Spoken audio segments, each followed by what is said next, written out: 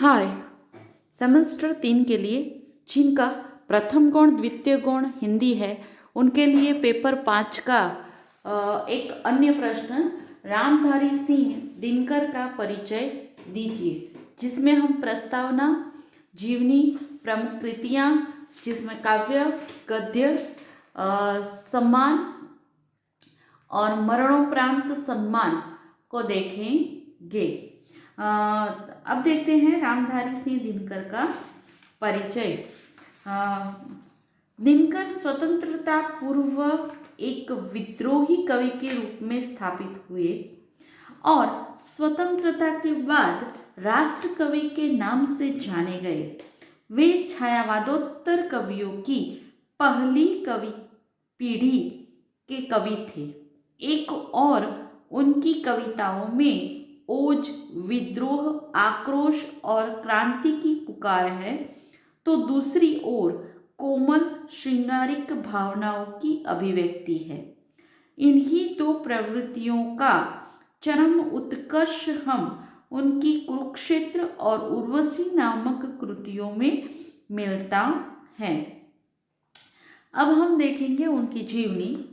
दिनकर जी का जन्म 23 सितंबर 1908 को बिहार के बेगूसराय जिले के सिमरिया गांव में हुआ था। उन्होंने पटना विश्वविद्यालय से इतिहास, राजनीति विज्ञान में बीए किया। उन्होंने संस्कृत, बांग्ला, अंग्रेजी और उर्दू का गहन अध्ययन किया था। बीए की परीक्षा उत्तीर्ण करने के बाद वे एक विद्यालय में अध्यापक हो गए। 1934 से 1947 तक बिहार सरकार की सेवा में सब रजिस्ट्रार और प्रचार विभाग के उपनिदेशक पदों पर कार्य किया। 1950 से 1952 तक मुजफ्फरपुर कॉलेज में हिंदी के विभागाध्यक्ष रहे। भागलपुर विश्वविद्यालय के उपकुलपति के पद पर कार्य किया और उसके बाद भारत सरकार के हिंदी सलाहकार बने।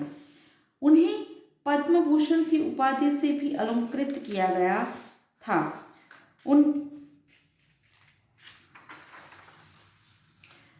1947 में देश स्वाधीन हुआ और वह बिहार विश्वविद्यालय में हिंदी के प्राध्यापक व विभागाध्यक्ष नियुक्त होकर मुजफ्फरपुर पहुंचे। 1952 में जब भारत की प्रथम संसद का निर्माण हुआ तो उन्हें राज्यसभा का सदस्य चुना गया और वह दिल्ली आ गए। दिनकर 12 वर्ष तक संसद सदस्य रहे।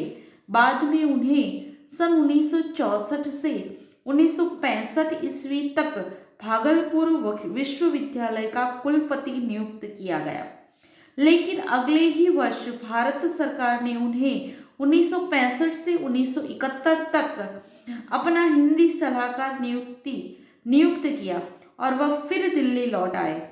फिर तो ज्वार, उमरा और रेणुका, हुंकार, रसवंती और द्वंद्व गीत रचे गए।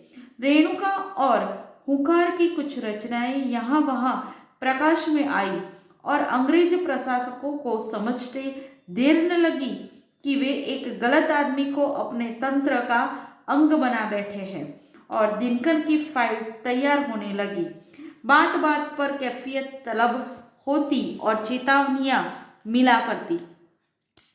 4 वर्ष में 22 बार उनका तबादला हुआ।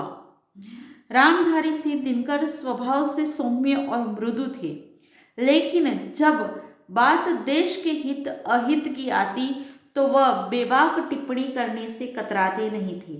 रामधारी सिंह दिनकर ने ये 3 पंक्तियां पंडित जवाहरलाल नेहरू के खिलाफ संसद में सुनाई थी, जिससे देश में भूचाल मच गया था। दिलचस्प बात यह थी कि राज्यसभा सदस्य के तौर पर दिनकर का चुनाव पंडित नेहरू ने ही किया था। इसके बावजूद नेहरू की नीतियों में की मुखाफलत करने से वे चुके नहीं। देखने में देवता सदृश लगता है, बंद कमरे में बैठकर गलत हुक्म लिखता है। जिस पापी को गुण नहीं गोत्र प्यारा हो, समझो उसी ने हमें मारा है। 1962 में चीन से हार के बाद संसद में दिनकर ने इस कविता का पाठ किया और तत्कालीन प्रधानमंत्री नेहरू का सिर झुक गया था। यह घटना आज भी भारतीय राजनीति के इतिहास की चुनिंदा क्रांतिकारी घटनाओं में से एक है। एक बार तो उन्होंने भरी राज्यसभा में नेहरू की ओर इशारा किया था।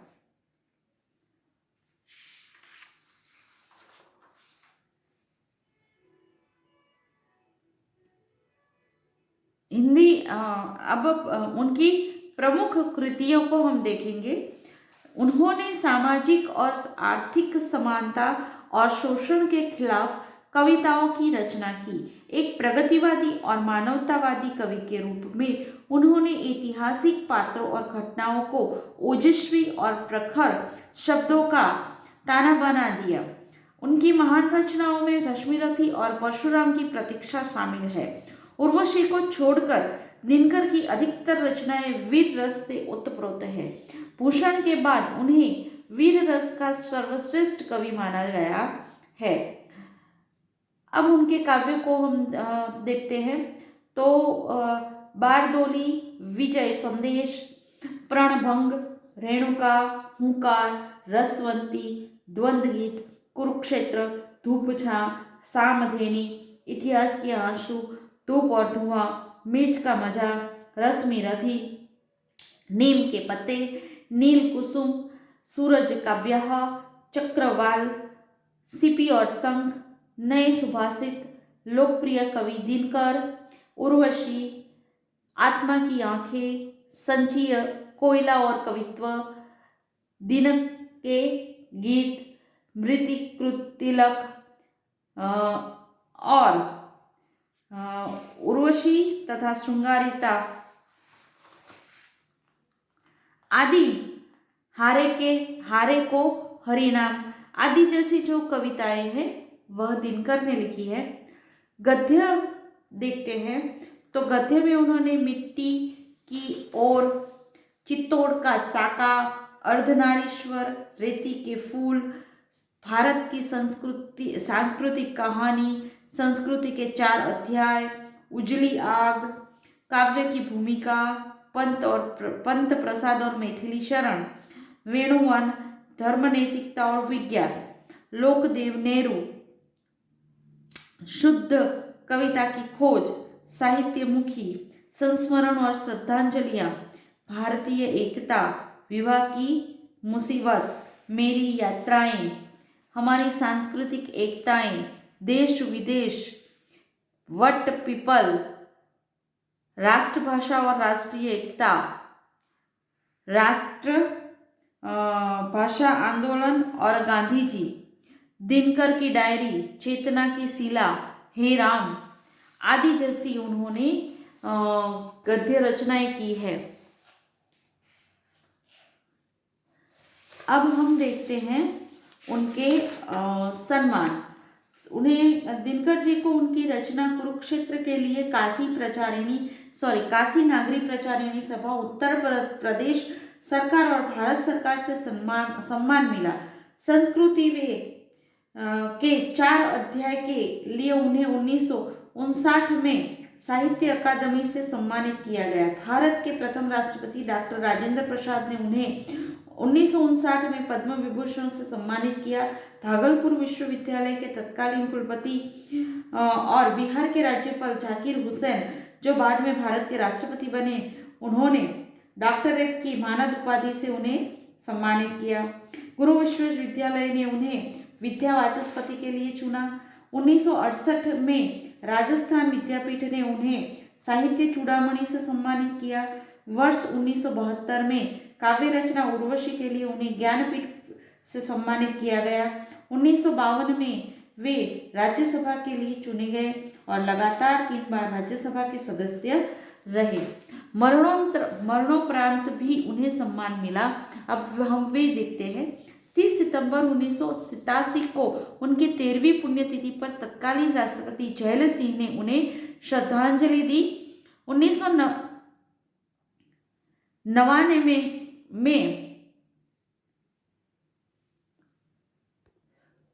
1999 में भारत सरकार ने उनकी स्मृति डाक टिकट जारी की। केंद्रीय सूचना और प्रसार मंत्री प्रियरंजन मुंशी ने उनकी जन्म शताब्दी के अवसर पर रामधारी सिंह दिनकर व्यक्तित्व और कृतित्व का पुस्तक का विमोचन किया। उनकी जन्म शताब्दी के अवसर पर बिहार के मुख्यमंत्री नीतीश कुमार ने उनकी प्रतिमा का अनावरण किया और कालीकट विश्वविद्यालय में भी इस अवसर को 2 दिवसीय सेमिनार का आयोजन किया गया। इस प्रकार हम कह सकते हैं कि रामधारी दिनकर सिंह हमारे हिंदी उपन्यास के एक विशिष्ट लेखक थे और वे एक उत्तम प्रकार के काव्य और गद्य हमारे सम्मुख लिख गए और उनका जो हिंदी साहित्य में योगदान है वह एक महत्वपूर्ण योगदान बना रहा।